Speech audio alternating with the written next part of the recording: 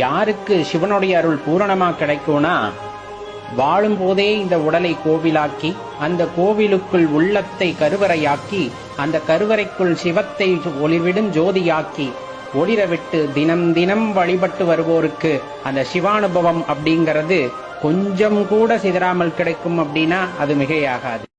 12 ஆண்டுகள் 50 ஆண்டுகள் பக்தி செலுத்தினேன், ஒன்றுமே கிடைக்கவில்லை என்று நினைக்க வேண்டாம். எவ்வளவோ காலகட்டங்களில் உங்களை வழிநடத்தி வந்திருப்பார் இறைவன். சற்று யோசித்து பாருங்கள். இக்கட்டான சூழ்நிலைகளிலிருந்து உங்களை அழகாக மீட்டுக் கொண்டு வந்திருப்பார். அதெல்லாம் அந்த இறைவனின் கருணை என்பதை உணராமல் நாம் பேசக்கூடாது. ஞானிகளும் ரிஷிகளும் சரி, சித்தர்களும் சரி, பல யுகங்கள் அவரை நோக்கி தவம் செய்திருக்கிறார்கள். பல யுகங்கள் அவரை நோக்கி தவம் செய்ததன் பலனாகத்தான் அனைத்தையும் அவர்கள் பெற்றிருக்கிறார்கள். சிவன் மீது வைக்கின்ற அன்புக்கு எதற்கப்பா நமக்கு அளவீடு? மழையாக பொழியுங்கள் அவர் மீது அன்பை.